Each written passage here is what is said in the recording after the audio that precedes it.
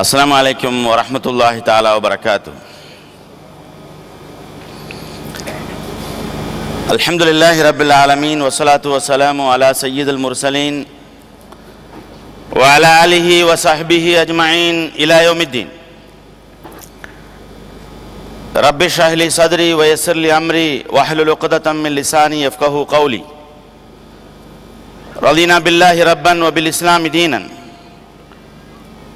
वबी முஹம்மதின் ஸல்லல்லாஹு அலைஹி வஸல்லம் நபியம் வ ரசூலா. கண்ணியத்திற்கும் பெருமதிப்பிற்கும் மரியாதைக்கும் உரித்தான அருமை சகோதரர்களே சகோதரிகளே, எல்லாம் வல்ல அல்லாஹ் ஜல்ல ஷானு தஆலா நம்முடைய நல்லமல்களை ஏற்று நமது பாவங்களை மன்னித்து நம்மை சுவனபதியில் ஒன்று கூட செய்வானாக என்ற முதல் பிரார்த்தனையோடு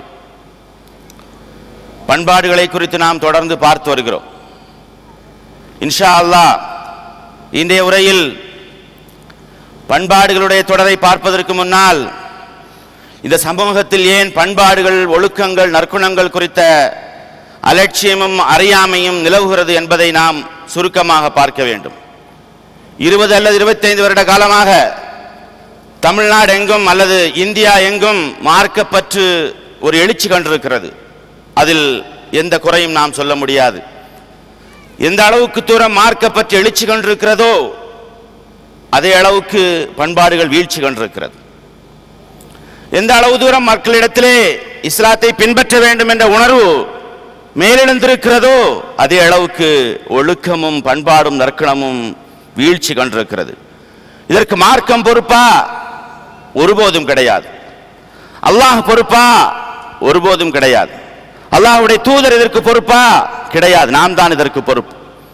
கண்ணியத்துக்குரிய அருமை சகோதரர்களே, தமிழ்நாடு என்றல்ல, இந்தியா என்றல்ல, உலகமெங்கும் பார்த்தால் நற்குணங்கள், பண்பாடுகள் குறித்த அலட்சியம், அறியாமை, அவற்றை பின்பற்ற வேண்டும் என்ற முக்கியத்துவமின்மை மக்களுக்கு மத்தியில் நிலவுகிறது. மார்க்கத்தை அடிபெறலாமல் சட்ட ரீதியாக பின்பற்ற வேண்டும் என்று நினைக்கின்ற மக்கள் பண்பாடுகளை பின்பற்ற வேண்டும், ஒழுக்கங்களை பின்பற்ற வேண்டும் என்று அவர்கள் அலட்சியம் காட்டுகிறார். ஜார்ஜ் வாஷிங்டன் யூனிவர்சிட்டி சார்ந்த டாக்டர் ரஹ்மான் கான் என்பவர் 2010 ஒரு ஆய்வை வெளியிட்டார். பல வருடங்கள் அவர் ஆய்வு செய்து ஒரு ஆய்வை வெளியிட்டார். அவர் ஆய்வுக்கு எடுத்துக்கொண்ட விஷயம் என்னவென்றால், அல் குர்ஆனும் சுன்னாவும் போதிக்கின்ற நற்குணங்கள். இந்த அல் குர்ஆனும் சுன்னாவும் போதிக்கின்ற நற்குணங்களை எல்லாவற்றையும் முடிந்தவரை ஒன்று கூட்டினார். ஒன்று சேர்த்த பின்னால் உலகத்தில் இருக்கிற நாடுகளில் இந்த பண்பாடுகளும் ஒழுக்கங்களும் நற்குணங்களும் எங்கு அதிகமாக பின்பற்றப்படுகிறது என்று அவர் ஆராய்ச்சி செய்தார். எல்லா நாடுகளையும் எடுத்துக்கொண்டார். எல்லா நாடுகளையும், முஸ்லிம் நாடுகள், முஸ்லிம் அல்லாத நாடுகள் என்று எந்த வேறுபாடும் இல்லாமல் எடுத்துக்கொண்டார். அந்த அல் குர்ஆனும் சுன்னாவும் பின்பற்றுகின்ற சொல்லுகின்ற அந்த பண்பாடுகளை முதல் நம்பராக பின்பற்றுபவர் யார் தெரியுமா? அவர் தன்னுடைய ஆராய்ச்சியுடைய முடிவை 2010 வெளியிட்ட போது உலகம் அதிர்ச்சி கண்டது. முதலில் இந்த குர்ஆனையும் சுன்னாவுடைய சொல்லப்பட்டிருக்கின்ற, குர்ஆன் சொல்லுகிறது என்ற ஈமானுக்காக அல்ல, குர்ஆனிலும் சுன்னாவிலும் சொல்லப்படுகின்ற அந்த நற்குணங்களை பின்பற்றுகின்ற நாடாக அவர் 1வது நம்பராக, முதல் இலக்கமாக ஐஸ்லாண்டை அவர் அறிவித்தார். 2வதாக நார்வே அறிவித்தார். 3வதாக ஸ்வீடன் அறிவித்தார். இவ்வாறு 4ஆக, 5ஆக, 6ஆக என்று ஐரோப்பிய நாடுகளை அறிவித்துக் கொண்டே வந்தார். அரபு நாடு 33வதாக மலேசியாவை அறிவித்தார். 89ஆக குவைத்தை அறிவித்தார். எகிப்து 128, சிரியா 168, யமன் 180. யோசித்து பாருங்கள். குர்ஆனும் நபி மொழியும் சொல்லுகின்ற பண்பாடுகளை எந்த நாட்டிலிருந்து குர்ஆன் உருவானதோ, எந்த நாட்டிலிருந்து தூதர் உருவானாரோ, எந்த நாட்டிலிருந்து தூதர் ஸல்லல்லாஹு அலைஹி வஸல்லம் அவர்கள் பண்பாடுகளை கற்றுத்தந்தாரோ அந்த நாட்டுடைய நிலைமையை பாருங்கள். குர்ஆன் சொல்லுகிறது, சுன்னா சொல்லுகிறது என்று அறியாமல் இருக்கின்ற மக்கள் அவற்றை அப்படியே பின்பற்றுகிறார்கள். அது குர்ஆன் சுன்னா சொல்லுகிறது என்பதற்காக அல்ல, அவர்களுக்கு அதை குறித்து தெரியாது. பண்பாடுகளுடைய வீழ்ச்சியை பாருங்கள். யார் பொறுப்பதற்கு? யார் பொறுப்பு? மார்க்கத்தை குறை சொல்ல முடியுமா? அல்லாஹ்வை குறை சொல்ல முடியுமா? ரசூலை குறை சொல்ல முடியுமா? 100 வருட காலத்தில் இந்த இஸ்லாமிய அறிஞர்கள் செய்த தவறு இது. கண்ணியத்துக்குரிய அருமை சகோதரர்களே, இஸ்லாமிய சட்டத்தை சொல்லிக் கொடுத்திருக்கிறார்கள். அஹ்காம்களை சொல்லிக் கொடுத்திருக்கிறார்கள், ஹராம் ஹலாலை சொல்லிக் கொடுத்திருக்கிறார்கள். ஆனால் யோசித்து பாருங்கள், உள தூய்மை குறித்து நாம் பேசுகின்றோம், நல்லதுதான். அதே அளவுக்கு நற்குணங்களை குறித்து பேசுகிறோமா? யோசித்து பாருங்கள், அஹ்காமுல் ஃபிக்ஹியா என்று சொல்லப்படக்கூடிய ஷரியா துறை சேர்ந்த ஃபிக்ஹ் சட்டங்களை நாம் பேசுகிறோம், அதே அளவுக்கு நற்பண்புகளை குறித்து பேசுகிறோமா? ஃபத்வா புரோகிராம்கள் 100 நடக்கின்றது என்று சொன்னால் கூடும் கூடாது ஹராம் ஹலால் என்று நூற்றுக்கணக்கான புரோகிராம்களை நடத்துகிறோம், நிகழ்ச்சிகளை நடத்துகிறோம். பண்பாடுகளை குறித்து எதுவும் நாம் நடத்துவதில்லையா? நிறைய ஃபிக்ஹ் பேசுகிறோம், ஃபிக்ஹை பெரிதாக்கி விட்டோம். இஸ்லாமிய சட்டம் என்று சொன்னால் இஸ்லாம் என்றாலே ஃபிக்ஹ் தான் என்று அதை பெரிதுபடுத்தி நற்பண்புகளை சிறிதாக்கி விட்டோம். எனவே தான் முஸ்லிம்கள் பொய் சொல்லக்கூடியவர்களாக, புறம் பேசக்கூடியவர்களாக, அமானிதம் பேணாதவர்களாக, வாய்மை என்றால் என்ன, வாக்குறுதி என்றால் என்ன எதுவும் தெரியாதவர்களாக நமது மார்க்க அறிஞர்கள் செய்த முதல் தவறு இது, ஃபண்டமெண்டல் மிஸ்டேக். கண்ணியத்துக்குரிய அருமைச்சோர்களே, அல் குர்ஆனை நீங்கள் எடுத்து பாருங்கள். அல் குர்ஆனுடைய மொத்த வசனங்களை உத்தேசமாக சொல்வார்கள் 6236, 6236 என்று ஒரு உத்தேசம் சொல்வார்கள். 6236 வசனங்கள் இருக்கிறது என்று சொன்னால் அந்த வசனங்களில் ஃபிக்ஹ் சட்டங்களையும் அஹ்காம்களை குறித்தும் சட்டங்களை குறித்தும் ஹலால் ஹராமை குறித்தும் பேசுகின்ற வசனங்கள் வெறும் 300 தான் என்று ஆராய்ச்சி செய்திருக்கிறார்கள். 6236 வசனங்களில் 300 வசனங்கள் மட்டுமே ஃபிக்ஹை குறித்து பேசுகிறது என்று சொன்னால் 100ல் 7%, 7% மட்டும்தான். 7% வசனங்கள் மட்டுமே சட்டங்களை குறித்து பேசுகிறது என்று சொன்னால் மீதி இருக்கின்ற 93% அகீதாவுடன் சம்பந்தப்பட்ட நற்குணங்களை குறித்து மட்டுமே பேசுகிறது. நாம் யோசித்து பாருங்கள் கண்ணியத்துக்குரிய அருமை, இதுதான் தீன் என்று நினைத்துக் கொண்டிருக்கிறோம், இதுதான் தீன் என்று நினைத்துக் கொண்டிருக்கிறோம். எனவே சமூகத்தில் நற்குணங்கள் இல்லாமல் போனதற்கு நாமும் ஒரு காரணம். இந்த முன்னுரையோடு இன்றைய தினத்துடைய அடுத்த நற்பண்புகளுக்கும் பண்பாடுகளுக்கு நாம் பார்க்கலாம். இன்று இன்ஷா அல்லாஹ் இருவரும் நற்குணங்களை நாம் பார்க்கலாம். ஒன்று வெட்கம், இன்னொரு அமானிதம் பேணுகின்ற பண்பு. வெட்கம், நபிகள் நாயகம் ஸல்லல்லாஹு அலைஹி வஸல்லம் அவர்கள் சொன்னார்கள், இன்னலி குல்லி தீனின் ஹுல்கா வ ஹுல்குல் இஸ்லாமி அல் ஹயா. ஒவ்வொரு மார்க்கத்திற்கும் ஒரு சிறப்பு பண்பு இருக்கிறது, சிறப்பு நற்குணம் இருக்கிறது. இஸ்லாத்தின் நற்குணம் வெட்கம் என்று சொன்னார்கள். இஸ்லாத்துடைய குணம் நற்குணம். இஸ்லாம் என்று சொன்னால் குணம், நற்குணம், வெட்கமாக இருக்க வேண்டும். இஸ்லாத்திற்கென்ற ஒரு ஸ்பெஷலைஸாக விசேடமாக உருவாக்கப்பட்ட குணம் என்று பெருமானார் ஸல்லல்லாஹு அலைஹி வஸல்லம் அவர்கள் சொல்லி காட்டினார். நாம் ஏற்கனவே சொன்னோம், ஈமானுடைய அளவுகோலை குறித்து நீங்கள் மதிப்பிட வேண்டும் என்று சொன்னால் வெட்கத்தை நீங்கள் மதிப்பிட்டுக் கொள்ளுங்கள். வெட்கம் இருப்பவனிடத்தில் ஈமான் இருக்கும், ஈமான் இருப்பவனிடத்தில் நிச்சயமாக வெட்கம் இருக்கும். ஒருவனிடத்தில் வெட்கம் இல்லை என்று சொன்னால் ஈமான் இருக்கிறது என்று அவன் சொன்னால் பொய் சொல்கிறான். வெட்கமும் ஈமானும் ஒன்றே ஒன்று சேர்ந்தது என்று ரசூலுல்லாஹி ஸல்லல்லாஹு அலைஹி வஸல்லம் அவர்கள் சொன்னார்கள். வெட்கம் இல்லை என்று சொன்னால் தீமையிலிருந்து பயங்கர தீமைக்கு அவனை அது இழுத்துச் செல்லும், கெட்டதிலிருந்து மிக கெட்டதை நோக்கி அவன் சென்று கொண்டிருக்கிறான் என்று பொருள். பெருமானார் ஸல்லல்லாஹு அலைஹி வஸல்லம் அவர்கள் இப்னு மாஜாவில் அறிவிக்கின்ற ஹதீஸ் மிக அழகான, மிக மிக அழகான ஒன்று.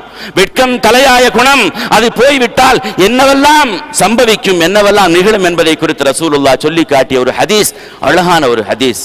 பெருமானார் ஸல்லல்லாஹு அலைஹி வஸல்லம் அவர்கள் சொல்லி காட்டினார், ஒருவன் கெட்டவனாக இருக்கிறான், அவனை அழிக்க வேண்டும் என்று அல்லாஹ் நாடினால், ரசூலுல்லாஹ் சொன்னது, ஒருவன் மோசமானவனாக இருக்கிறான், அவனை அழிக்க வேண்டும் என்று அல்லாஹ் நாடினால் முதலில் அவனிடமிருந்து வெட்கத்தை பிடுங்குவான் அல்லாஹு தஆலா.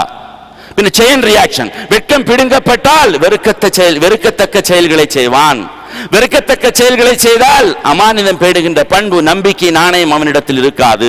நம்பிக்கை நாணயம் இல்லாவிட்டால் மோசடிகளில் ஈடுபடுவான். மோசடிகளில் ஈடுபடுபவனுக்கு அல்லாஹ்வுடைய ரஹ்மத் கிடைக்காது. அல்லாஹ்வுடைய ரஹ்மத் கிடைக்காதவன் அல்லாஹ்வால் சபிக்கப்பட்டவனாக இருப்பான். அல்லாஹ்வால் சபிக்கப்பட்டவன் இஸ்லாத்தின் வட்டத்தை விட்டே வெளியேறிவிடுவான். இஸ்லாத்தின் வட்டத்தை விட்டே வெளியேறியவன் நரகம் செல்வான். நரகம் செல்வதற்கான செயின் ரியாக்ஷனை நீங்கள் பாருங்கள், ஒன்றின் பின் ஒன்றாக. அனைத்துக்கும் காரணம் எது? வெட்கமின்மை. வெட்கத்தை எடுத்து விடுவார். சிலர் பேசுகின்ற பொழுது பேசுகின்ற பேச்சை நீங்கள் பாருங்கள், இல்லையா, எப்படி வேண்டும் என்றாலும் பேசுகிறார்கள். அவர்கள் உண்மையிலே ஈமான் கொண்டிருக்கிறாளா என்பதை குறித்து அவருடைய பேசுறது நமக்கு உண்மையிலேயே அதிர்ச்சியாக இருக்கிறது. கண்ணியத்துக்குரிய அருமையை சொல்ல, ஒரு முஸ்லிம் பேசுகின்ற பேச்சு வெட்கமுடையதாக இருக்க வேண்டும், கண்ணியமான வார்த்தைகளை பேச வேண்டும். இன்னல்லாஹ் யப்கதுல் பலீக மினர் ரிஜால் அல்லதி யதகல்லலு பிலிசானிஹி கமா தகல்லலுல் பக்ரா. மாடு அசை போட்டுக் கொண்டிருப்பதை போன்று எப்போது பார்த்தாலும் எதையாவது பேசிக் கொண்டிருக்கின்ற மனிதனை பார்த்து அல்லாஹ் கோபப்படுகிறான். ரசூலுல்லாஹ் சொன்னார்கள், பலா பலா பலா பலா எப்போதும் பேசிக் கொண்டிருக்க கூடாது. கண்ணியத்துக்குரிய அருமையை சொல்ல ரசூலுல்லாஹி ஸல்லல்லாஹு அலைஹி வஸல்லம் பிறரிடத்திலே சொன்னார்கள், வெட்கம் இல்லாமல் பிறருடைய கவனத்தை தன் பக்கம் திருப்ப வேண்டும், திசை திருப்ப வேண்டும் என்பதற்காக எதையாவது பேசினால் நினைத்துக் கொள்ளுங்கள் அல்லாஹ் அவன் மீது கோபப்படுகிறான் என்று. சிலர் நீங்கள் பார்க்கலாம், எப்படியாவது பிறருடைய கவனத்தை தன் பக்கம் திசை திருப்ப வேண்டும், ஆதரவாளர்களை தக்க வைக்க என்பதற்காக வேண்டி வெட்கமில்லாமல் இதையெல்லாமோ பேசிக் கொண்டிருப்பார்கள். ஆனால் நம்முடைய சமூகத்தில் வெட்கத்தை குறித்து இன்னொரு தவறான ஒரு புரிதல் இருக்கிறது. தயக்கத்தை வெட்கம் என்று கருதுகிறார்கள். தயக்கம் எதையாவது சொல்வதற்கு தயக்கமாக இருக்கும், அல்லது சொல்ல கோழைத்தனத்தாடு இருப்பார்கள். சில போது கோழைத்தனத்தையும் தயக்கத்தையும் வெட்கம் என்று கருதி கொண்டிருக்கிறோம். இல்லை, கிடையாது. கோழைத்தனத்திற்கும் தயக்கத்திற்கும் வெட்கத்துக்கும் நிறைய வேறுபாடு இருக்கிறது. கோழைத்தனம் வெட்கம் அல்ல, தயக்கம் வெட்கம் அல்ல.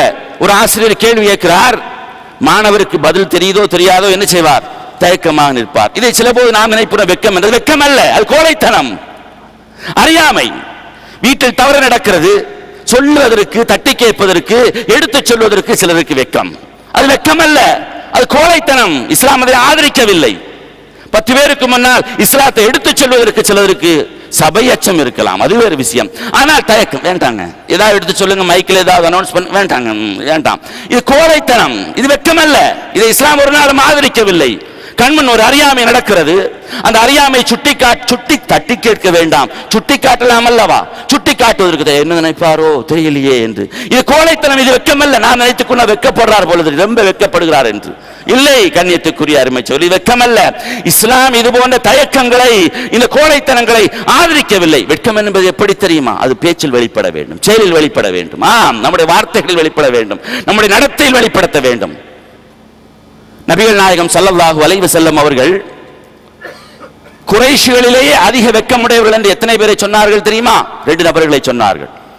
பிறகு தடவை மனித இனத்திலே ரசூலுல்லாஹ்வுக்கு பின்னால் வருகின்ற மக்களிலேயே அதிக வெட்கமுடையவர்கள் ஒன்று அபூபக்கர் ரலியல்லாஹு தஆலா அன்ஹு, இன்னொருவர் உஸ்மான் இப்னு அஃபான்.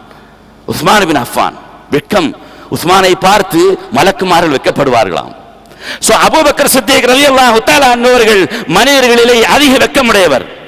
ஆம், கண்ணியத்துக்குரிய அருமையை சொல்ல, இப்ப வெட்கமுடையவர் என்று நீங்கள் அபூபக்கர் சித்திக் ரலியல்லாஹு தஆலா அன்ஹுவை கற்பனையில் கொண்டு வாருங்கள். இப்போது இதை வைத்துக் கொள்ளுங்கள். பெருமானார் ஸல்லல்லாஹு அலைஹி வஸல்லம் அவர்கள் மரணமடைந்ததற்கு பின்னால் அபூபக்கர் சித்திக் ரலியல்லாஹு தஆலா அன்ஹு ஆட்சி பொறுப்புக்கு வருகிறார்கள். அவர் ஆட்சி பொறுப்புக்கு வந்தபோது என்ன பிரச்சனைகள் ஏற்பட்டது? ஜக்காத் தர முடியாது என்று மக்கள் சொன்னார்கள். ஜக்காத் என்பது இறை தூதருக்கு மட்டுமே சொந்தமானது என்று சொன்னார்கள். இஸ்லாத்தின் வட்டத்தை விட்டே ஒரு கூட்டம் வெளியேறியது. பெரும் பிரச்சனைகள், பெரும் பிரச்சனை. அங்கே வீரர்கள் இருக்கவில்லை. மக்கா மதீனாவில் சிலர் இஸ்லாத்தை பரப்புவதற்காக பல பகுதிகளுக்கு சென்றிருக்கிறார்கள். இந்த நேரத்தில் அபூபக்கர் சித்திக் ரலியல்லாஹு தஆலா அன்ஹு மிக மிக வெட்கமுடைய ஒருவர். மக்கள் அபூபக்கரிடத்திலே சொன்னார், யா கலீஃபத் ரசூலுல்லாஹ் லா தாக்கத பிஹர்பில் அரபி ஜமீஆ. ஒட்டுமொத்த அரபுகுலமும் முர்த்தத்தாகிக் கொண்டே இருக்கிறது, இஸ்லாத்தை விட்டு வெளியேறி கொண்டிருக்கிறது. இஸ்லாத்தில் இருப்பவர்கள் ஜக்காத்து தர முடியாதுன்னு சொல்கிறார்கள். ஜக்காத்து தர முடியாதுன்னு சொன்னால் இஸ்லாத்துடைய அடிப்படைகள் எத்தனையாக மாறும்? 5 4 மாறிவிடாதா? இல்லையா? மக்கள் சொன்னார்கள், அல்லாஹ்வுடைய தூதருடைய கலீஃபாவே, ஒட்டுமொத்த அரபுகுலத்தோடும் யுத்தம் செய்வதற்கு உமக்கு சக்தி இல்லை. எனவே இல்ஸம் பைத்தக் வக்லுக் பாபக் வஅபுத் ரப்பக ஹத்தா யாத்தியக்கல் யகீன். வீட்டிலே இருந்து கொள்ளுங்கள், கதவை அடைத்துக் கொள்ளுங்கள், மரணம் வரை வீட்டில் இருந்து கொண்டே இறைவனை வணங்குங்கள், வெளியே வராதீர்கள் என்று சொன்னார்கள். மக்கள் சொன்னார்கள். அபூபக்கர் சித்திக் ரலியல்லாஹு தஆலா, இப்போது மீண்டும் அபூபக்கரை இங்கே களத்துக்கு கொண்டு வாருங்கள். அபூபக்கர் யார்? யார்? அதிக வெட்கமுடையவர், இல்லையா? அபூபக்கர் ரலியல்லாஹு தஆலா அவர்கள் சொன்னார்கள், ஐயங்கு சுத்தீன் வான ஹை, நான் உயிரோடு இருக்கும்போது இந்த மார்க்கத்திற்கு ஒரு குறை வருவதற்கு விட்டு விடுவேனா? வெட்கமுடைய மனிதர். இது வெட்கமல்ல, இதுதான் வீரம். நான் உயிரோடு அல்லவா இருக்கிறேன், இந்த அபூபக்கர் இந்த மார்க்கத்திற்கு ஒரு குறை வருவதற்கு விடுவேனா? உமர் ரலியல்லாஹு தஆலா வந்தார்கள். அபூபக்கரே, கலீஃபாவே, சற்று விட்டு பிடியுங்கள். இந்த மக்கள் இப்போதுதான் இஸ்லாத்திற்கு வந்திருக்கிறார்கள், ஜக்காத்து தரமாட்டேன் என்று சொல்கிறார்கள் என்று சொன்னால் விட்டு பிடியுங்கள், அவர்களுக்கு தவணை கொடுங்கள் என்று. அந்த நேரத்தில் கண்ணியத்துக்குரிய அருமை சகோதரர்களே, இப்போது உமரை நீங்கள் கொண்டு வாருங்கள். உமர் என்ற மனிதருடைய இமேஜை கொண்டு. உமர் யார்? அதிகமாக கோபப்படக்கூடியவர், இல்லையா? பெரும் வீரர், பலசாலி. இவர் பலவீனமானவர். உமருடைய தாடியை பிடித்ததாக கூட இருக்கிறது. உமருடைய தலையை பிடித்து தாடியை பிடித்து சொன்னார்கள், உமரே அஜப்பாரின் ஃபில் ஜாஹிலியா வ கவ்வானின் ஃபில் இஸ்லாம். இஸ்லாத்துக்கு வருவதற்கு முன்னால் வீரனாக இருந்த நீர் இஸ்லாத்துக்கு வந்ததற்கு பின்பு கோழையாக மாறிவிட்டீரா? உமரே, ஜக்காத்து தர முடியாதுன்னு நீர் சொன்னால் உமக்கு எதிராகும் என்னுடைய வாழ் நீளும். ஆம், உமர் கேட்டார்கள், பின்ன யாரை வைத்து நீங்கள் இந்த மக்களோடு போர் புரிவீர்கள்? யார் இருக்கிறார் இங்கே போர் புரிவதற்கு இந்த மக்களுக்கு எதிராக? அபூபக்கர் சித்திக் ரலியல்லாஹு தஆலா அன்ஹு சொன்னார்கள், நான் மட்டும் மதீனாவில் உயிரோடு இருக்கும் வரை இந்த மார்க்கத்திற்காக வேண்டி போராடுவேன், யாரும் தேவையில்லை. எனது கால்கள் வெட்டப்பட்டு வீழ்ந்து கிடக்க வேண்டும், இல்லை என்றால் அல்லாஹ்வுடைய தூதர் இந்த மார்க்கத்தை எப்படி நிலைநாட்ட வேண்டும் என்று விரும்பினார்களோ அப்படி நிலைநாட்டியே தீருவேன். நிலைநாட்டினார்களா இல்லையா? அபூபக்கர் சித்திக் ரலியல்லாஹு தஆலா அன்ஹு அவர்கள் மட்டும் அன்று விஸ்வரூபம் எடுக்காமல் இருந்திருந்தால் இது மார்க்கம் என்பது எப்படி ஆயிருக்கும்?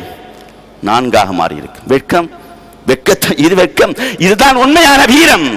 எனவே இஸ்லாத்தை எடுத்துச் சொல்வதற்கு வெட்கம் தேவையில்லை, அது கோழைத்தனம். அந்த தயக்கம், அதெல்லாம் அது வெட்கம் அல்ல.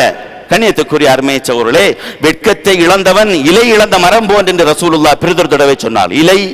இலை, ஒரு மரம் இலைகளை எல்லாம் உதிர்த்து விட்டது, எல்லாம் வாடி உதிர்ந்து விட்டது என்று சொன்னால் பின்னர் அந்த மரம் எங்கு செல்லும்? விறகுக்குத்தான் பயன்படும், இல்லையா?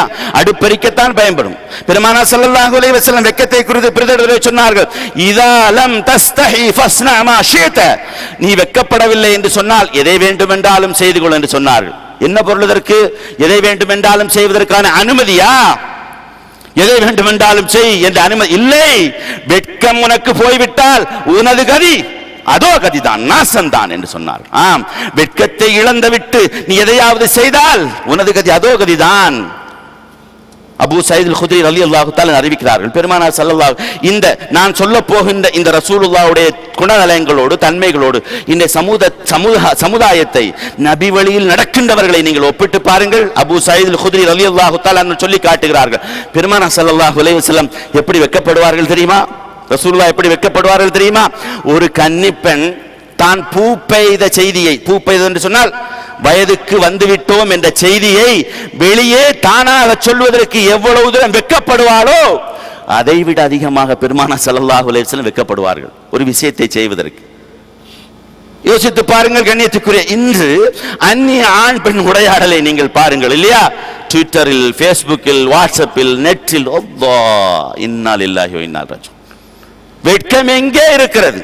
எங்கே வெட்கம் என்று சொன்னால் கிலோ என்ன விலை என்று கேட்கின்ற எஸ்எம்எஸ் டெலிபோனில் உரையாடல். நாம் முஸ்லிம்களைத்தான் சொல்கிறோம், பண்பாடுகள் சொல்லிக் கொடுக்கப்படவில்லையே. வெட்கம் என்பது இஸ்லாத்துடைய ஒரு பண்பு என்று சொல்லிக் கொடுக்கப்படவில்லையே, இல்லையா? 21ஆம் நூற்றாண்டில் இந்த நாளில் கூட நாம் இப்படி பேசிக் கொண்டிருந்தால் சில போது நம்மை பார்த்து சொல்ல நாகரீகம் தெரியாதவன், கற்கால மனிதன், 21st செஞ்சுரியில் வாழ்வதற்கே தகுதியற்றவன் என்று சொல்லலாம். ஆனால் இஸ்லாம் அப்படியா சொல்கிறது? கண்ணியத்துக்குரிய அருமை சொல்லை புகாரில் பதிவு செய்யப்பட்ட ஹதீஸ், நபிகள் நாயகம் ஸல்லல்லாஹு அலைஹி வஸல்லம் அவர்களை குறித்து ஆயிஷா ரலியல்லாஹு தஆலா அன்ஹா அறிவிக்கின்றார்கள், ஒரு பெண்மணி நபிகள் நாயகம் ஸல்லல்லாஹு அலைஹி வஸல்லம் அவர்கள் இருக்கின்ற சபையில் வந்தார்கள். வந்துவிட்டு கேட்டார்கள், யா ரசூலல்லாஹ், மாதவிடாயிலிருந்து நான் எவ்வாறு தூய்மை செய்ய வேண்டும்? யாரிடத்தில் கேட்கிறார்கள்? அவர் ஒரு ஆணிடத்தில் கேட்கிறேன் என்ற தன்மையோடு அவர்கள் கேட்கவில்லை, மாறாக யாரிடத்தில் கேட்கிறார்கள்? இறை தூதரிடத்தில் என்ன வேண்டும் என்றாலும் கேட்கலாம். ஆனாலும் பெருமானார் ஒரு ஆணல்லவா, இல்லையா? அதுவும் கேட்கும் விஷயம் என்ன? மாதவிடாயில் இருந்து எவ்வாறு நான் என்னை தூய்மைப்படுத்துவது? பெருமானார் ஸல்லல்லாஹு அலைஹி வஸல்லம் ஓரளவு மேலோட்டமாக சொன்னார்கள், சுத்தம் செய்யுங்கள் என்று. அந்த பெண் சொன்னார், விளங்கவில்லை யா ரசூலல்லாஹ், இன்னும் அதிகமாக சொல்லுங்கள். பெருமானார் சொன்னார்கள், இன்னும் சற்று அதிகமாக சொன்னார்கள். மூன்றாவது முறையும் அந்த பெண் கேட்டால், யா ரசூலல்லாஹ், எனக்கு புரியவில்லை, இன்னும் தெளிவாக சொல்லுங்கள் என்று சொன்ன பொழுது நபிகள் நாயகம் ஸல்லல்லாஹு அலைஹி வஸல்லம் அவர்கள் கரங்களை இவ்வாறு மறைத்துக் கொண்டு சுப்ஹானல்லாஹ் தத்ஹரி, சுப்ஹானல்லாஹ் தத்ஹரி, சுப்ஹானல்லாஹ், சுத்தம் செய்யுங்கள் என்று சொன்னார்கள். ஆயிஷா ரலியல்லாஹு தஆலா அறைக்குள்ளே இருந்து கவனித்துக் கொண்டிருக்கிறார். வெளியே வந்தால் வேகமாக நபிகள் நாயகம் ஸல்லல்லாஹு அலைஹி வஸல்லம் அவருடைய முகத்தில் நான் வெட்கத்தின் ரேகைகளை பார்த்தேன். பின்னர் அந்த பெண்ணை கையை பிடித்து இழுத்தேன், என் அறைக்கு அழைத்து சென்று எவ்வாறு சுத்தம் செய்வது என்று நான் சொல்லிக் கொடுத்தேன். இந்த உரையாடலோடு இன்றைய ஆண் பெண் உரையாடலை ஒப்பிட்டு பாருங்கள். சந்தர்ப்பம் கிடைத்து விட்டது என்பதற்கா இன்னா லில்லாஹி வ இன்னா இலைஹி ராஜிஊன் சந்தர்ப்பத்தை கிடைக்காவிட்டால் என உருவாக்குகிறார்கள். தமிழில் ஒரு கவிதை, பண்டைய காலங்களில் கூட நம்முடைய தமிழ் சமுதாயம், முஸ்லிம் சமுதாயம் இல்ல, தமிழ் சமுதாயம் வெட்க உணர்வு கொண்ட சமுதாயமாகத்தான் இருந்திருக்கிறது, இல்லையா? தமிழில் ஒரு கவிதை சொல்வார்களே, எதை கேட்டாலும் வெட்கத்தை தருகிறாயே, வெட்கத்தை கேட்டால் என்ன தருவாய் என்று. எதை கேட்டாலும் வெட்கத்தை தருகிறாய், வெட்கத்தையே பதிலாக தருகிறாய். வெட்கத்தையே நான் கேட்டால் என்ன தருவா? இது தமிழ் பண்பாடு.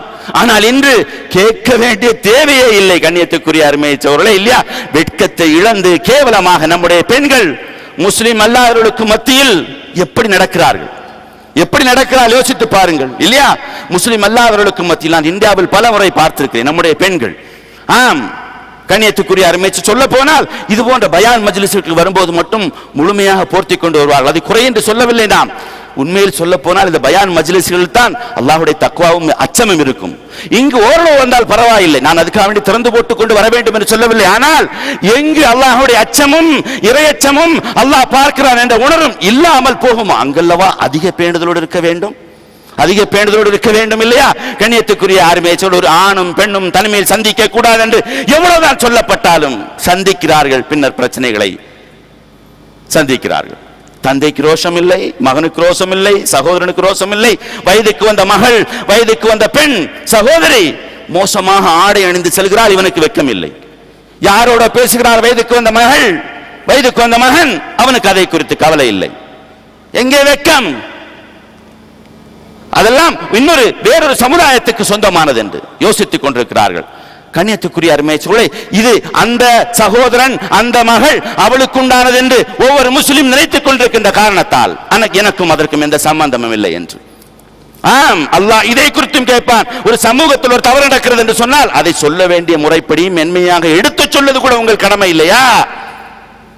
பனு கைனகா, மதீனாவில் வாழ்ந்த ஒரு யூத சமூகம். பனு கைனகா என்ற இடமே இருந்தது. நபிகள் நாயகம் ஸல்லல்லாஹு அலைஹி வஸல்லம் அந்த பனு கைனகா என்ற யூத குலத்தையே அந்த இடத்திலிருந்து வெளியேற்றினார்கள். ஏன் தெரியுமா? ஏன் தெரியுமா வெளியேற்றினார்கள்? யுத்தத்தால் அல்ல, போரால் அல்ல. அந்த இடத்திற்கு ஒரு முஸ்லிம் பெண் சென்றார்கள். ஒரு சஹாபி பெண் அல்லவா, சென்றார்கள்.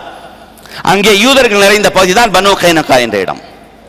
அப்போது அங்கே சென்ற அந்த முஸ்லிம் பெண்ணுடைய ஆடையை அங்கிருந்த ஒரு யூதன் பிடித்து இழுத்து விட்டான்.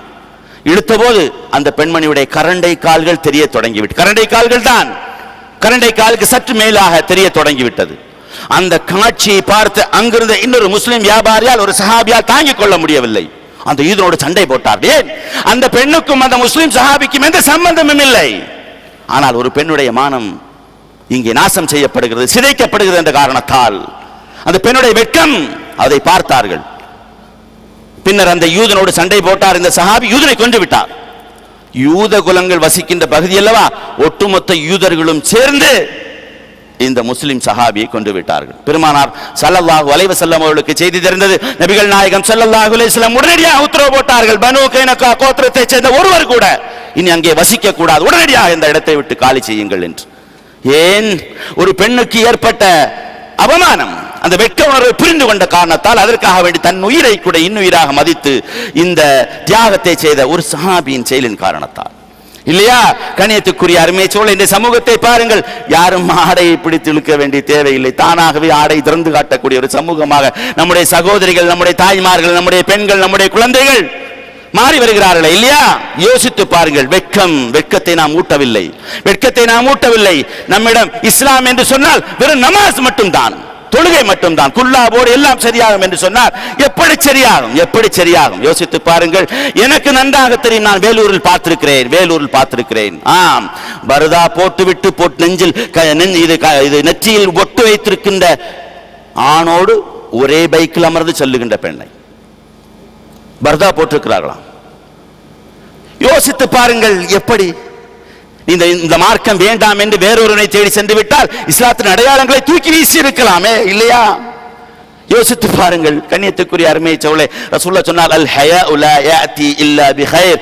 வெட்கம் எப்போது பார்த்தாலும் நன்மையை தான் கொண்டு வரும், நன்மையை தான் கொண்டு வரும். ரசூலுல்லாஹ் சொன்னார்கள். ஆம், பிறதொரு நாளில், நாம் மறுமை நாளில் மஹ்ஷர் மைதானத்தில் அல்லாஹ்வுடைய தூதருக்கு முன் நிற்க வேண்டாமா? அபூ ஷஹம் என்று சொல்லப்படக்கூடிய ஒரு சஹாபியை குறித்து அஹ்மதில் பதிவு செய்யப்பட்ட ஹதீஸ் என்ன தெரியுமா? நம் அத்தனை பேருக்குமான ஒரு பாடம். அந்த சஹாபி இஸ்லாத்தை தழுவுவதற்கு முன்னால் இளைஞராக இருந்தார். அவர் சொல்லி காட்டுகிறார், நான் ஒரு விளையாட்டு பையனாக இருந்தேன், ஒரு பொடுபோக்கு நிறைந்தவன், ஒரு நாள் மதீனாவில் இஸ்லாத்தை தழுவதற்கு முன்னால் மதீனாவுடைய வீதிகளில் நான் சென்று கொண்டிருந்த போது ஒரு சிறுமி சென்றால் அந்த சிறுமியுடைய பாவாடையை பிடித்து அல்லது இன்னொரு ஆடை எதையோ ஒன்றை அந்த சிறுமியுடைய ஆடையை பிடித்து நான் இழுத்தேன். 2 நாட்களுக்கு பின்னால் என்னுடைய கோத்திரத்தை சேர்ந்த என்னுடைய குலத்தை சேர்ந்த மக்கள் எல்லாம் இஸ்லாத்தை தழுவுவதற்காக பெருமானார் ஸல்லல்லாஹு அலைஹி வஸல்லம் அவரிடத்தில் சென்றார்கள். கூட்டத்தோடு கூட்டமாக நானும் சென்றேன். நபிகள் நாயகம் ஸல்லல்லாஹு அலைஹி வஸல்லம் அவர்கள் ஒவ்வொருவருக்காக பையத்து செய்து கொண்டே இருந்தார்கள். பையத்து செய்து கொண்டிருந்தால் என் முறை வந்தது. பெருமானார் ஸல்லல்லாஹு அலைஹி வஸல்லம் அவரிடத்தில் பையத்து செய்து இஸ்லாத்தில் நுழைவதற்காக நான் கரங்களில் நீட்டினேன். கையை பிடித்துக் கொண்டார்கள். பெருமானார் பையத்து செய்து தரவில்லை. பெருமானார் சொன்னார், அஹ்சிபுக சாஹிபல் ஜுபைதா, நேற்று அல்லது நேற்றைக்கு முந்தைய தினம் மதீனத்து வீதியில் ஒரு பெண்ணுடைய ஆடையை பிடித்து இழுத்தவன் நீதானே? ரசூலுல்லாஹ் கேட்டார்கள். மதீனத்து வீதியில் ஒரு சிறுமியுடைய ஆடையை பிடித்து இழுத்தவன் நீதானே? உனக்கு பையத்து செய்து தர முடியாது என்று சொன்னார்கள். ஏன் விபச்சாரமா செய்து விட்டார்? வெட்கங்கட்ட செயலை செய்திருக்கிறார் அவர். யோசித்து இந்த நேரத்தில் இந்த நிகழ்வு முடியவில்லை. இந்த நேரத்தில் நீங்கள் நம்மை அந்த அபூ ஷஹம் என்று சொல்லப்படக்கூடிய அந்த இளைஞருடைய இடத்தில் வையுங்கள். மறுமை நாளில் நமக்காக ஷஃபாஅத் செய்பவர் யார்? சிபாரிசு செய்பவர் யார்? பரிந்துரை செய்பவர் யார்? அல்லாஹ்விடத்தில் ரசூலுல்லாஹி ஸல்லல்லாஹு அலைஹி வஸல்லம். இல்லையா? ஒவ்வொரு மனிதருக்கும் அவருடைய ஷஃபாஅத் இல்லாவிட்டால், சிபாரிசு இல்லாவிட்டால், பரிந்துரை இல்லாவிட்டால் சிலபோது நாம் சொர்க்கம் செல்வது இயலுமோ தெரியாது. இந்த நேரத்தில் பெருமானார் ஸல்லல்லாஹு அலைஹி வஸல்லம் அவர்களுக்கு முன்னால் பரிந்துரைக்காக வேண்டி நான் நிறுத்தப்படும் போது நம்மிடத்தில் பெருமானார், தொலைக்காட்சியில் வெட்கக்கெட்ட செயல்களை எல்லாம் பார்த்து கொண்டிருந்தவன் நீதானே, உனக்கு என்னுடைய சிபாரிசு கிடையாது என்று சொன்னால் கெட்ட பேச்சுக்களை பேசியவன் நீதானே, உனக்கு நான் சிபாரிசு செய்ய முடியாது, பரிந்துரை செய்ய முடியாது. கெட்ட செயல்களை செய்தவன் நீதானே, வெட்கமில்லாமல் நடந்து கொண்டவன் நீதானே, உனக்கு என்னுடைய பரிந்துரை கிடையாது என்று சொன்னால், ஒரு பெண் ஹிஜாப் போட்ட பின்பும் போடாதவளை போன்ற அலங்காரங்களை செய்து அந்நிய ஆடவளுக்கு முன்னால் தன்னுடைய அலங்காரத்தை வெளிப்படுத்திக் கொண்டு ரசூலுல்லாஹி ஸல்லல்லாஹு அலைஹி வஸல்லம் அவர்களுக்கு முன்னால் மறுமை நாளில் வரும்போது உனக்கு என்னுடைய பரிந்துரை கிடையாது என்று சொன்னால் நாம் எங்கு செல்ல முட்டிக்கொள்ள வேண்டும்? யாரிடத்தில் செல்வோம்? யார் நமக்காக பரிந்துரை செய்வது? யோசித்து பாருங்கள், எப்படி இருக்கும் நிலைமை. அல்லாஹ் பாதுகாக்க வேண்டும். வெட்கம் என்பது அவ்வளவு முக்கியமான செயல். அபூ ஷஹம் சொல்லுகிறார், நபிகள் நாயகம் ஸல்லல்லாஹு அலைஹி வஸல்லம் எனக்கு பரிந்துரை செய்து தர முடியாது என்று சொன்ன பொழுது நான் அதிர்ச்சியுட்டேன். பெருமானார் ஸல்லல்லாஹு அலைஹி வஸல்லம் அவரிடத்தில் நான் சொன்னேன், யா ரசூலல்லாஹ் பைஅனி ஃபவல்லாஹி லா அஊது அபதா, எனக்கு பையத் செய்யுங்கள், இனி ஒரு நாளும் அது போன்ற செயலை செய்ய மாட்டேன், நான் சத்தியம் செய்கிறேன். இதன் ஃபனஅம், ரசூலுல்லாஹ் சொன்னார்கள், அப்படி என்றால் நான் உனக்கு பையத் செய்கிறேன். யோசித்து பாருங்கள் கண்ணியத்துக்குரிய அருமை சகோதரர்களே, வெட்கம் என்பது அவ்வளவு முக்கியமான ஒரு செயல். மதீனத்து வீதிகளில் நபிகள் நாயகம் ஸல்லல்லாஹு அலைஹி வஸல்லம் சென்று கொண்டே இருக்கின்ற பொழுது ஒரு சஹாபி இன்னொரு சஹாபிக்கு அதிகமாக வெட்கப்படுகின்ற இன்னொரு சஹாபிக்கு உபதேசம் செய்து கொண்டிருக்கிறார். என்ன இவ்வளவு பெரிய வெட்கப்படுற, அதிகமாக வெட்கப்படுகிறாய், வெட்கத்தை குறைத்துக் கொள் என்று அந்த சஹாபி சொல்வதை ரசூலுல்லாஹ் கேட்டார்கள். கேட்டபோது சொன்னார்கள், வேண்டாம் தஅஹு ஃபஇன்னல் ஹயாஅ மினல் ஈமான், அவரை விட்டுவிடுங்கள், அவர் வெட்கப்படுகிறார் என்று சொன்னால் வெட்கம் ஈமானில் ஒரு பகுதி, அவரை விட்டுவிடுங்கள், வெட்கப்படட்டும். நல்ல விஷயங்களுக்கு நீங்கள் கெட்ட விஷயங்களுக்கு நீங்கள் வெட்கப்படுங்கள், நல்ல விஷயங்களுக்கு வெட்கப்பட வேண்டாம். கண்ணியத்துக்குரிய அருமை, இன்று அந்த சஹாபி இருந்திருந்தால் எப்படி உபதேசம் செய்திருப்பாரோ யாருக்கு தெரியும்? கண்ணியத்துக்குரிய அருமையை சொல்ல வெட்கம். எனவே நான் ஏற்கனவே சொன்னதை போன்று ஒவ்வொரு மதத்திற்கும் ஒவ்வொரு மார்க்கத்திற்கும் ஒரு நற்குணம் இருக்கிறது. இஸ்லாத்தின் நற்குணம் வெட்கம். ஆம், ஒன்று. இரண்டாவதாக கண்ணியத்துக்குரிய அருமையை சகோதரர்களே, இன்று நாம் அடுத்த பண்பாடாக நாம் பார்ப்பது அமானிதம் பேணுதல். அமானா என்று சொல்வார்கள் இல்லையா? நம்பிக்கை நாணயம். அமானிதம் பேணுதல் என்று சொன்னாலே நாம் என்ன நினைக்கிறோம் என்று சொன்னால் வாங்கிய பொருளை திருப்ப கொடுக்கணும், அவ்வளவுதான், அல்லது வாங்கிய கடனையோ எதையாவது. ஆனால் அமானிதம் என்ற அந்த வார்த்தை, அமானத் என்ற அந்த அரபி சொல் விரிந்த ஒரு பொருளை கொண்டது. ஒருவர் மீது ஒருவர் நம்பிக்கை வைத்து ஒப்படைக்கிற ஒரு பொறுப்பு, அதுவும் அமானிதம் தான். 2 நபர்கள் அல்லது 2 கூட்டங்கள் செய்கின்ற ஒப்பந்தம், அதுவும் அமானிதம் தான். ஒரு அமைப்பு அல்லது ஒரு குடும்ப நபர்களுக்கு மத்தியில் இருக்கிற ரகசியங்கள், அதுவும் அமானிதம் தான். 2 நபர்கள் பேசிவிட்டு திரும்பினால் அந்த 2 நபர்கள் பேசிய பேச்சும் அமானிதம். 3ஆம் நபருக்கு அதை சொல்லக்கூடாது என்று சொன்னால் தான் சொல்லக்கூடாது என்றல்ல. புரிகிறது நான் சொல்ல வருவது? 2 நபர்கள் பேசிவிட்டு திரும்பினால் நாம் என்ன செய்கிறோம்? அவன் போன உடனே நம்ம இன்னொருத்தனை கூப்பிட்டு, போறான் பத்தியா, என்ன சொன்னான் தெரியுமா, உனக்கு என்ன சொல்லிட்டு போறான் தெரியுமா? இங்கே அமானிதம். அதை யாரிடத்திலும் வெளிப்படுத்தாது என்று அந்த சொன்னால் தான் அது ரகசியம், அமானிதம் என்பதல்ல. சொல்லாமல் இருந்தாலும் தேவையில்லை. சமூக பிரச்சனைகள் என்பது வேறு. நம்பிக்கை வைத்து ஒப்படைக்கின்ற பதவி, ஒரு அமானிதம். அமானிதம் பதவி ஒரு அமானிதம். சிறிய பதவியாக இருக்கலாம், பெரிய பதவியாக இருக்கலாம், ஒரு அமானிதம். அல்லாஹ் தஆலா சொல்கிறான், யா அய்யுஹல்லதீன ஆமனூ லா தഖூனுல்லாஹ வ ரசூல வ தഖூனு அமானாத்திக்கும் வ அன்தும் தஅலமூன். ஈமான் கொண்டவர்களே, அல்லாஹ்வுக்கும் அல்லாஹ்வுடைய தூதருக்கும் வஞ்சனை செய்யாதீர்கள், அறிந்து கொண்டே நம்பிக்கை துரோகம் செய்யாதீர்கள். அறியாமல் செய்துவிட்டால் பரவாயில்லை. பொறுப்பு என்பது ஒரு அமானிதம் என்று நான் சொன்னேனே. அபூதர் கிஃபாரி நேற்று கூட ஒரு நிகழ்வில் நான் சொன்னேன் இல்லையா? உமர் ரலியல்லாஹு தஆலா அன்ஹுடைய அந்த நிகழ்வில் நான் சொன்னேன். அபூதர் கிஃபாரி பலவீனமான மனிதர், ஈமான் நிரம்ப பெற்றவர். நபிகள் நாயகம் ஸல்லல்லாஹு அலைஹி வஸல்லம் அவரிடத்தில் வந்து யா ரசூலல்லாஹ் கேட்டார், யா ரசூலல்லாஹ் எனக்கு ஏதாவது ஒரு பொறுப்பை தாருங்களேன். எனக்கும் எத்தனை பேருக்கு பொறுப்பு கொடுக்கிறீர்கள், பைத்துல் மாலுடைய பொறுப்பு, அந்த பொறுப்பு, இந்த பொறுப்பு என்று எனக்கு ஒரு பொறுப்பை தாருங்களேன். ரசூலுல்லாஹி ஸல்லல்லாஹு அலைஹி வஸல்லம் அழகாக சொன்னார், யா அபூதர் இன்னக லஈஃபுன், நீ பலவீனமானவன் அபூதர், பலவீனமானவன். வ இன்னஹா அமானா, பொறுப்பு என்பது ஒரு அமானிதம். வ இன்னஹா யௌமல் கியாமத்தி ஹிஸ்யுன் வ நதாமா, மறுமை நாளில் கைசேதமும் நஷ்டமும். சரியாக அதை நிறைவேற்றாவிட்டால் பொறுப்பு கிடைத்தது என்பதற்காக வாங்கி வைத்துக் கொண்டு நாம் வரலாறுகளில் பார்க்கிறோம். எத்தனையோ இமாம்கள், எத்தனையோ சஹாபாக்கள், எத்தனையோ நபித்தோழர்கள் பொறுப்பு தந்து விடுவார்களோ என்று அஞ்சி ஓடி இருக்கிறார்கள். அஞ்சு பேர் இடத்துக்கு ஓடி இருக்கிறார்கள். இமாம் ஷாஃபி ரஹ்மத்துல்லாஹி வரலாறை நீங்கள் பாருங்கள். இமாமை பிடிக்கிறதோ பிடிக்கவில்லை என்பது வேறு விஷயம், அந்த வரலாறை மட்டும் நீங்கள் பாருங்கள். இமாம் ஷாஃபி ரஹ்மத்துல்லாஹி மக்காவை சார்ந்தவர். மக்காவிலிருந்து மதீனாவுக்கு வருகிறார், பொறுப்பு கிடைக்கும் என்பதற்காக, பொறுப்பு தந்து விடுவார்களோ என்பதற்காக வேண்டி. மதீனாவிலிருந்து ஈராக்குக்கு செல்கிறார், பொறுப்பை தந்து விடுவார்களோ என்பதற்காக வேண்டி. ஈராக்கிலிருந்து மிஸ்ருக்கு செல்கிறார், பொறுப்பு தேடி வந்த போது வேண்டாம் என்பதற்காக வேண்டி. ஆனால் இன்று பொறுப்பை தேடி ஓடுகிறோம். கண்ணியத்துக்குரிய அருமைச்சர்கள், அது மிகப்பெரிய ஒரு விஷயம். ரசூலுல்லாஹி ஸல்லல்லாஹு அலைஹி வஸல்லம் அவர்கள் சொன்ன மறுமை நாளில் பெரிய நஷ்டத்தை உங்களுக்கு ஏற்படுத்தும். அமானிதம் பேணக்கூடிய தன்மை இருந்தால் அதை ஏற்றுக்கொள்ளலாம். இன்று எத்தனை பேரிடத்தில் இருக்கிறது? ரசூலுல்லாஹி ஸல்லல்லாஹு அலைஹி வஸல்லம் அவர்கள் சொன்னார்கள், இதா ஹத்தஸ ரஜுலுன் பிஹதீஸின் ثم التفت فهو அமானா.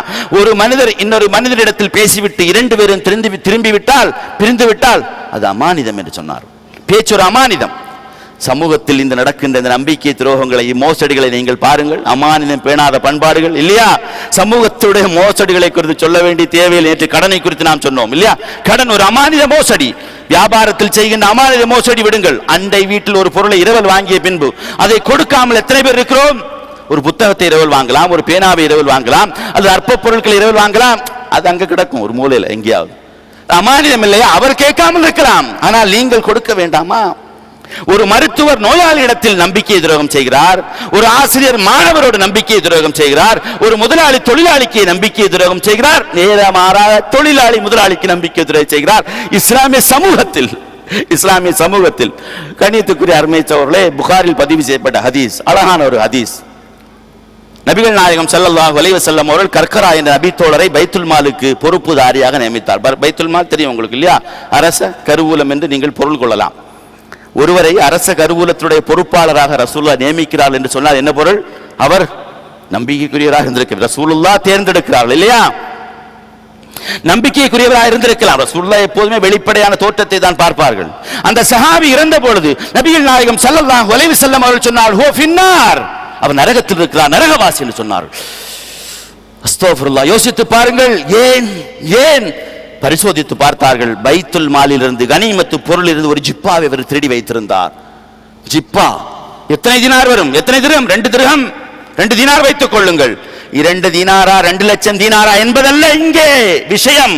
மாறாக அவர் செய்த செயல் என்ன? நம்பிக்கை துரோகம் செய்திருக்கிறார், மோசடியில் ஈடுபட்டிருக்கிறார். 2 திரகங்கள். யோசித்து பாருங்கள் நம்முடைய நிலைமையை. ரசூலுல்லாஹ் என்ன சொன்னார்கள்? இந்த மறுமை நாளுடைய அடையாளங்கள் ஓடிக்கொண்டே இருக்கிறது இல்லையா?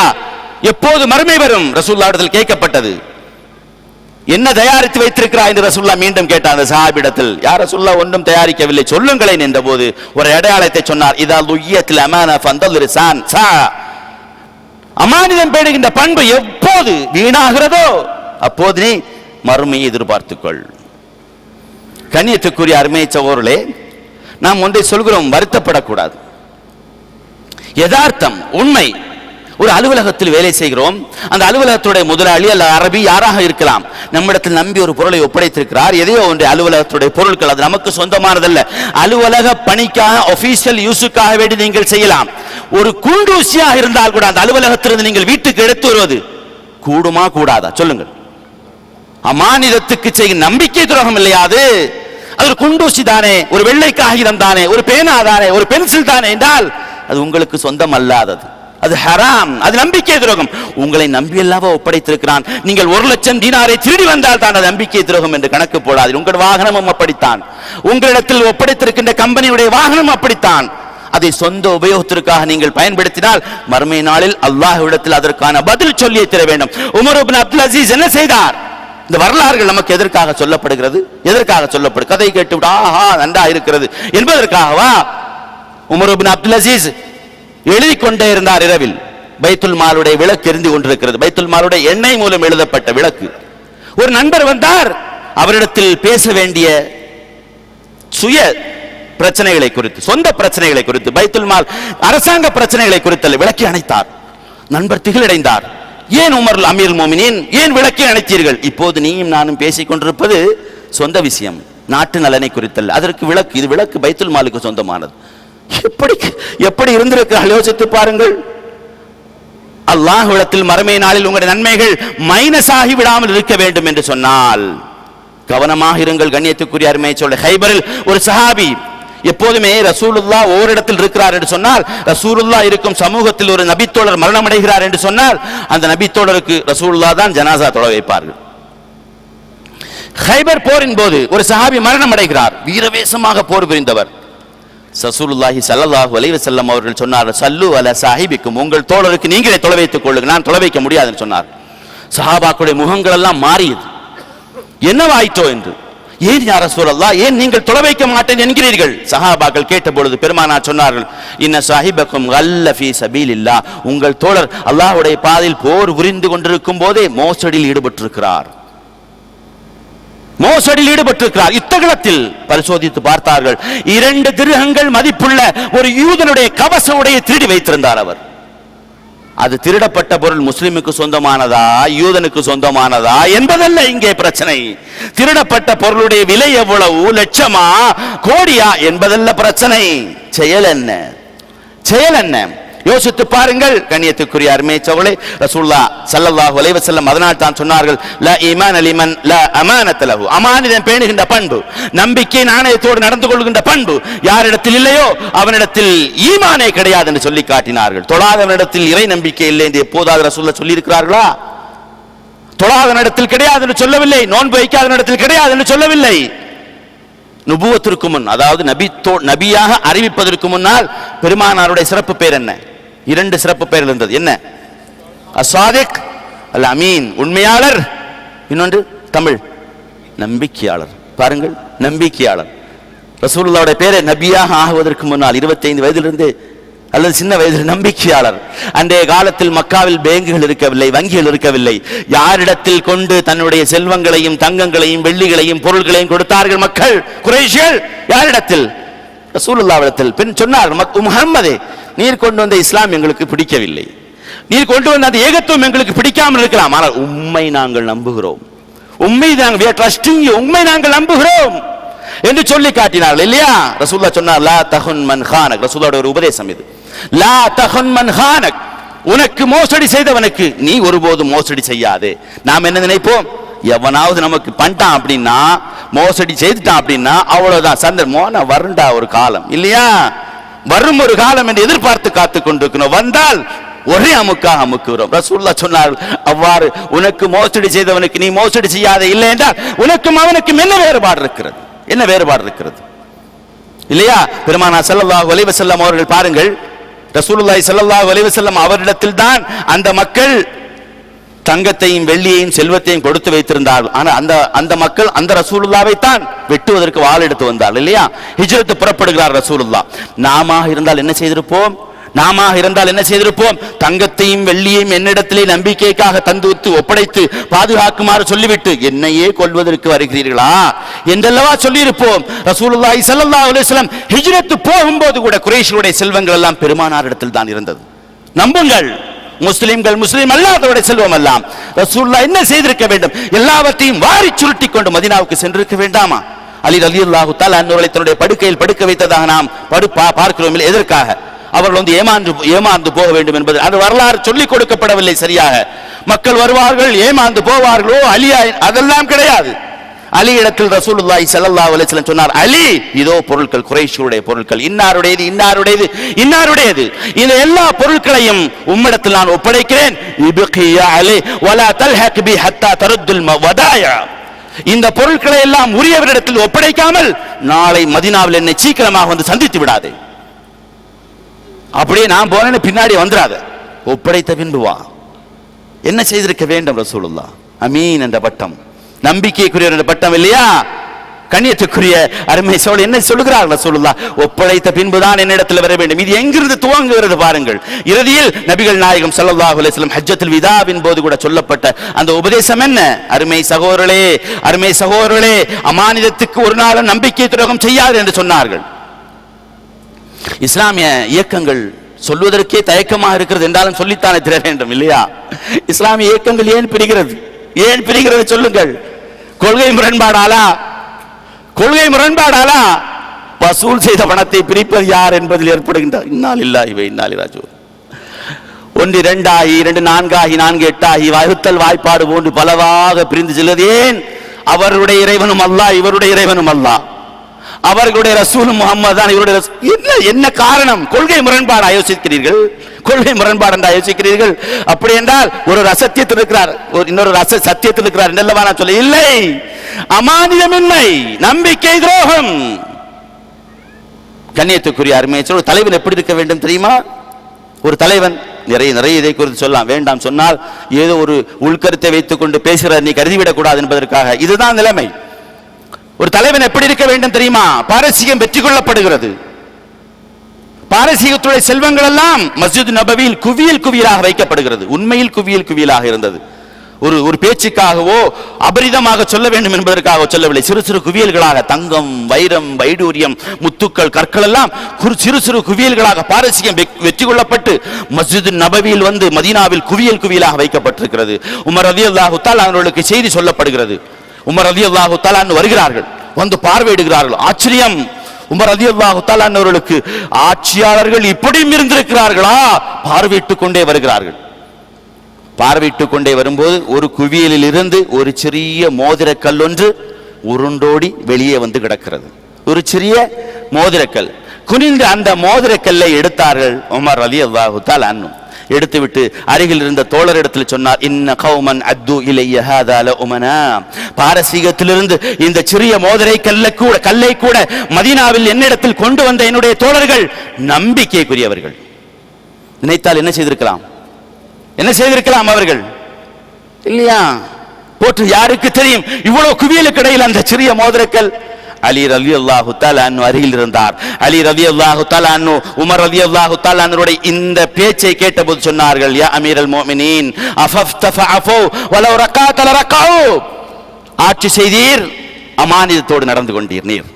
நீர் மட்டும் நம்பிக்கை துரோகத்தில் ஈடுபட்டிருந்தார், உமது குடிமக்களும் நம்பிக்கை துரோகத்தில் ஈடுபட்டிருப்பார்கள்.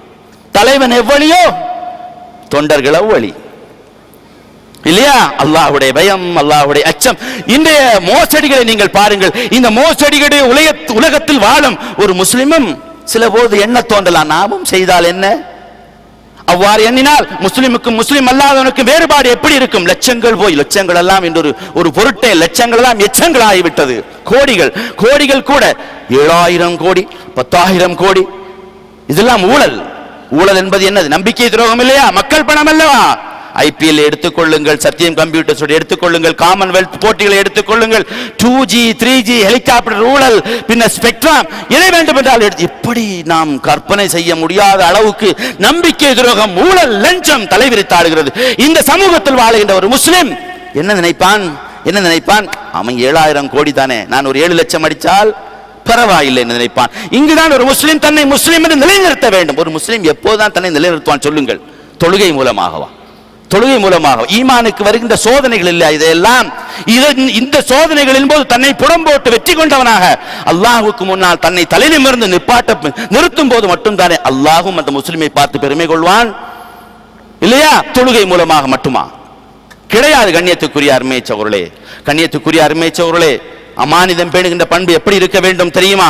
ஒரு ஏழ்மையில் கூட நம்பிக்கையை பேணக்கூடியவராக இருக்க வேண்டும், நாணயத்தை பேணக்கூடியவராக இருக்க வேண்டும், பிறர் பொருளுக்கு ஆசைப்படாதவராக இருக்க வேண்டும். அல்லாஹ் மீது உண்மையான தவக்கல் வைத்திருப்பவன் ஒரு நாள் நம்பிக்கை துரோகத்தில் ஈடுபட மாட்டான். ஒரு நிகழ்வை நான் கூறுகிறோம், சற்று நீண்ட ஒரு நிகழ்வு. இமாம் தபரி என்றால் இஸ்லாமிய வரலாறும் ஃபிக்ஹ் ஷரியத்துடைய அந்த விஷயங்களில் ஈடுபாடு கொண்டவர்களுக்கு தெரியும். இமாம் தபரி என்றால் தஃப்சீர் கலையுடைய வரலாறுகள் குறித்து எழுதப்படக்கூடிய ஒரு மிகப்பெரிய ஒரு இமாம் தபரி மக்காவில் ஹிஜ்ரி 240 நடந்த ஒரு நிகழ்வை கூறுகிறார். அவர் எப்படி மிகப்பெரிய தஃப்சீர் கலை ஆசிரியராக, அல் குர்ஆன் விரிவுரையாளராக மாறினார் என்பதை அவர் எழுதுகிறார். 240 மக்காவில் அபூ கியாஸ் என்று சொல்லப்படக்கூடிய ஒரு முதியவருடைய வரலாற்றை எழுதுகிறார். அபூ கியாஸ் என்று சொன்னால் அவருக்கு 86 வயது முதியவர், 86 வயது முதியவர்.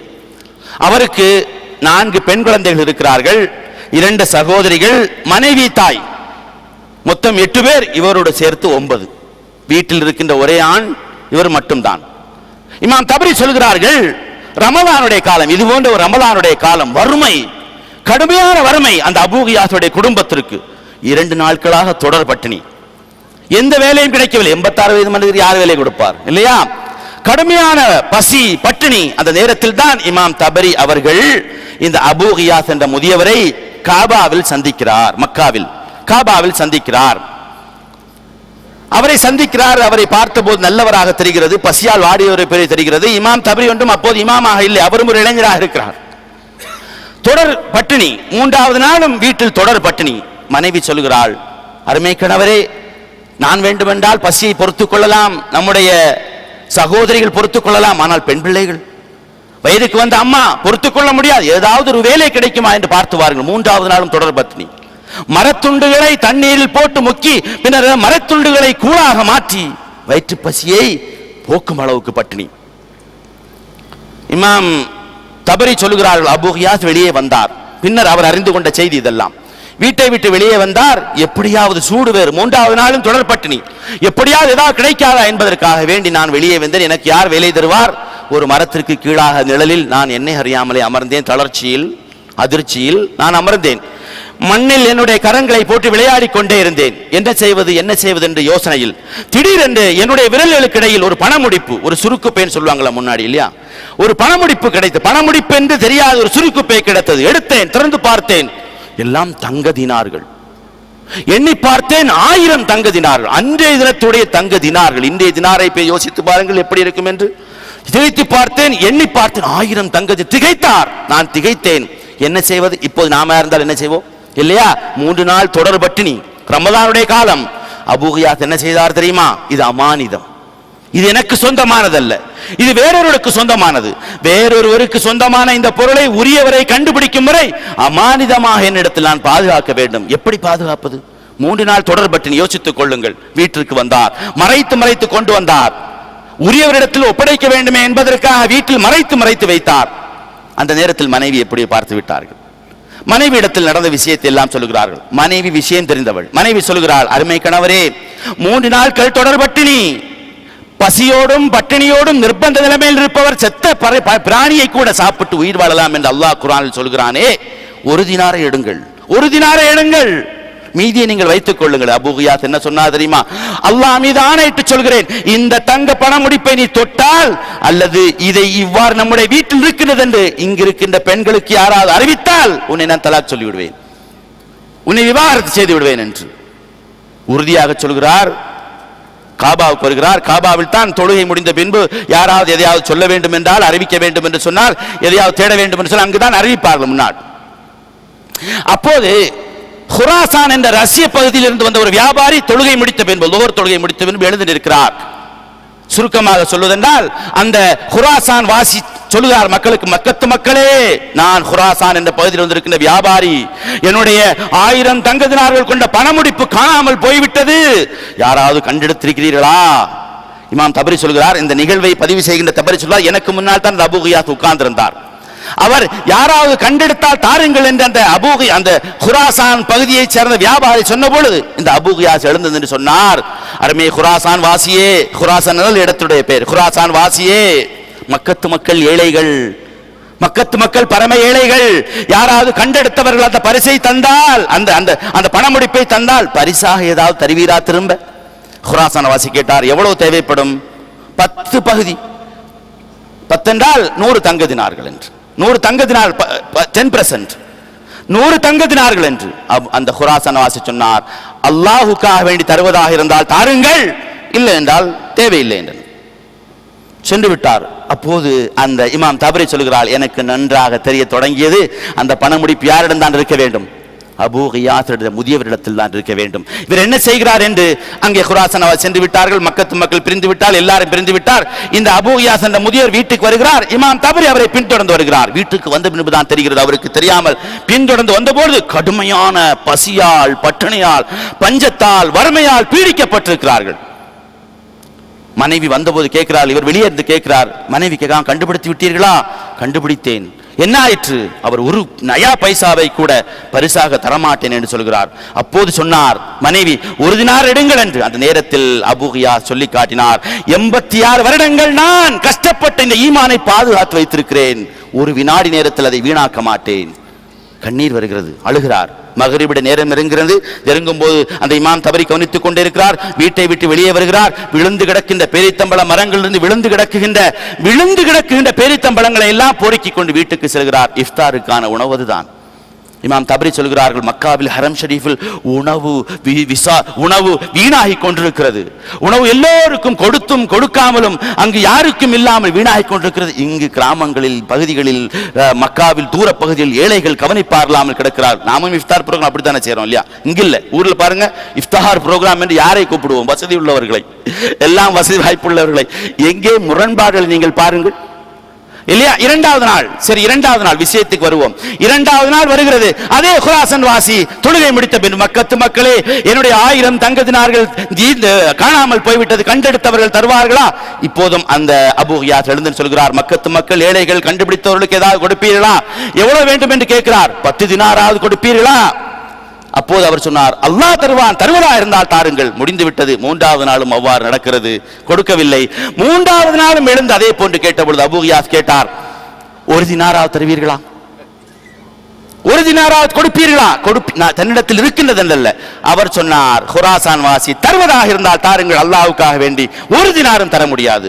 அந்த இமாம் தபரி சொல்கிறார்கள், குலுங்கி குலுங்கி அழத் தொடங்கினார். அங்கு நின்று கொண்டு அந்த அபூ கியாஸ் கடைசியில் சொன்னார், வாருங்கள், உமது பணமுடிப்பு என்னிடத்தில் தான் இருக்கிறது, வந்து வாங்கிக் கொள்ளுங்கள் என்று. வந்தார் வீட்டிற்கு. அந்த அபூ கியாஸ் இமாம் தபரியும் பின்தொடர்ந்து வருகிறார். இமாம் தபரி வரும்போது சொல்லிக் கொண்டிருக்கிறார், 3 நாட்களாக நான் உம்மை பின்தொடர்ந்து பார்த்து கொண்டே இருக்கிறேன், என்ன செய்கிறீர் என்று. அந்த அபு குராசான் வாசி, அந்த இமாம் தபரி, அந்த அபூ கியாஸ் 3 பேரும் வீட்டுக்கு வருகிறார்கள். பணமுடிப்பை எடுத்து கொடுக்கிறார். அங்கு வைத்து அதை பிரித்து எண்ணுகிறார். அப்போதுதான் வீட்டுக்குள்ளே கதவுக்கு பின்னால் இருந்து பெண்கள் பார்க்கிறார். 4 பெண் பிள்ளைகள், 2 சகோதரிகள், தாய். மனைவிக்கு தெரியும், அவருடைய கண்கள் எல்லாம் நிலைகுத்தி இருக்கிறது. 3 நாள் கடும் பட்டினி. இங்கே வீட்டில் 1000 தங்க தினார்கள் இருந்திருக்கிறது என்று எண்ணினார். இப்போது பாருங்கள், எண்ணினார். அந்த வியாபாரி தங்க தினார்களை பணத்தை அந்த பணமுடிப்பில் போட்டு கட்டினார். பேசாமல் எழுந்து சென்று விட்டார். ஒரு நன்றி, ஒரு தேங்க்ஸ், ஒரு ஜஸாக்கல்லா, ஒரு பார்வை, எதுவும் பார்க்கவில்லை. அப்படியே எழுந்து சென்று விட்டார். இமாம் தபரி அந்த அபூ கியாஸை பார்க்கிறார். கண்களிலிருந்து கண்ணீர் வழிந்தோடுகிறது. கண்களிலிருந்து கண்ணீர் குலுங்கி குலுங்கி அழுகிறார். ஏன்? எவ்வளவு நன்றி கெட்ட மனிதன் இல்லையா? ஒரு நன்றி சொல்லி இருக்க கூடாதா? 1 தினார் தராவிட்டால் கூட பரவாயில்லை, அல்லாஹ் நற்கூலி தருவான் என்றாவது சொல்லி இருக்க கூடாதா? இவ்வளவு அநாகரிகமான, நாகரிகம் தெரியாத, இங்கிதம் தெரியாத மனிதரை பார்த்ததே இல்லை என்று எண்ணிக்கொண்டு கவலையோடு இருக்கிறார்கள். இமாம் தபரியும் இருக்கிறார். என்ன செய்வதென்று சற்று நேரத்தில் மீண்டும் கதவு தட்டப்படுகிறது. திறக்கிறார். அபூ கியாஸ் அதே குராசான் வாசி நிற்கிறார். நாம இருந்தால் என்ன செய்வோம்? அதான் வாங்கிட்டியே, பின்ன எதுக்கு வந்த என்று தானே கேட்போம். வாருங்கள், என்ன விஷயம்? நான் உள்ளே வரலாமா என்று கேட்கிறார். உள்ளே வந்த பின்பு அமர்கிறார். அமர்ந்த பின்பு அந்த குராசான் வாசி அபூ கியாஸ் சொல்கிறார், நான் குராசான் பகுதியைச் சார்ந்த பெரும் வியாபாரி, என்னுடைய தந்தை பெரும் வியாபாரி. நான் மக்காவுக்கு ஹஜ்ஜிக்கு வருகிறேன் என்று சொன்ன போது என்னுடைய தந்தை இந்த 1000 தங்க தினார்களை என்னிடத்தில் ஒப்படைத்தார். ஒப்படைத்து விட்டு என்னிடத்தில் சொன்னார், அருமை மகனே, மக்காவில் இந்த 1000 தினார்களை வாங்குவதற்கு தகுதி படைத்த ஒரே ஒரு குடும்பத்தை கண்டுபிடி, அந்த ஒரு குடும்பத்திற்கே இந்த 1000 தினார்களை பங்கு வைத்து விடாதே என்று. நான் தேடி அலைந்த போதுதான் என்னது இந்த பணம் தவறிவிட்டது, பிடித்துக் கொள்ளுங்கள், இந்த 1000 தினார்களை வாங்குவதற்கு தகுதியுடையவர் நீர்தான் என்று வைத்துக் கொள்ளுங்கள் என்று சொல்லிவிட்டு அப்போதும் அங்கிருந்து எந்த நன்றியையோ எந்த ஜஸாக்கல்லாவையோ எந்த புன்முறையை எதிர்பார்க்காமல் பேசாமல் சென்று விட்டார். அபூ கியாஸ் திகைக்கிறார், இமாம் தபரி திகைக்கிறார்கள். யோசித்து பாருங்கள் கண்ணியத்துக்குரிய அருமை சகோதரர்களே. அபூ கியாஸ் சொன்னார், 86 வருடங்கள் நான் கட்டி காத்த அந்த ஈமான், அமானிதம் பேணுகின்ற பண்பு, ஒரு தினாரை நான் எடுத்திருந்தால் அல்லாஹ் என்னை வீணாக்கி இருப்பானே என்று இமாம் தபரி சொன்னார். இமாம் தபரி சொன்னார், இதோ நான் செல்ல வேண்டிய நேரம் வந்துவிட்டது, விடைபெறுகிறேன் என்று. அந்த நேரத்தில் அபூ கியாஸ் சொன்னார், ரசூலுல்லாஹி ஸல்லல்லாஹு அலைஹி வஸல்லமுடைய ஹதீஸ் தெரியாதா, ஏதாவது நீங்கள் நினைக்காத புறத்திலிருந்து உங்களுக்கு பரிசு பொருட்கள் வந்தால் அங்கிருக்கின்ற எல்லோரும் சமமாக பங்கு வைக்க வேண்டும் என்று. எனவே இங்கு 9 நபர்கள் நான் இருக்கிறோம், உம்மோடு சேர்த்து 10 100 தினார் வீதமாக 10 பேரும் பங்கு வைக்கலாம் என்று. அந்த இமாம் தபரிக்கு 100 தினார் கொடுக்கப்பட்டது. இமாம் தபரி சொல்கிறார், அந்த 100 தினாரில் தான் எழுதுகோல்கள் வாங்கினேன், காகிதங்கள் வாங்கினேன், புத்தகங்கள் வாங்கினேன், எழுதத் தொடங்கினேன். பின்னர் நான் இந்த இமாமாக அறியப்படுகிறேன். யோசித்து பாருங்கள் கண்ணியத்துக்குரிய அருமை சகோதரர்களே. ரசூலுல்லாஹ் சொன்னார், மன் தரக ஷையன் லில்லாஹ் அவ்வலஹு அல்லாஹ் கைரன் மின்னு. அல்லாஹ்வுக்காக வேண்டி யார் ஒரு விஷயத்தை விடுகிறாரோ அல்லாஹ் அதை விட சிறந்த ஒன்றை கொடுப்பான். எனவே சொல்லிக் கொண்டே போகலாம், நேரமின்மை காரணத்தால் இத்தோடு நிறுத்திக் கொள்கிறோம். கண்ணியத்துக்குரிய அருமை சகோதரர்களே, பண்பாடுகள், ஒழுக்கங்கள், நற்குணங்கள், மேனஸ், இதெல்லாம் இஸ்லாம் போதிக்கின்ற நற்குணங்கள். கண்ணியத்துக்குரிய அருமை சகோதரர்களே, இவற்றிற்கு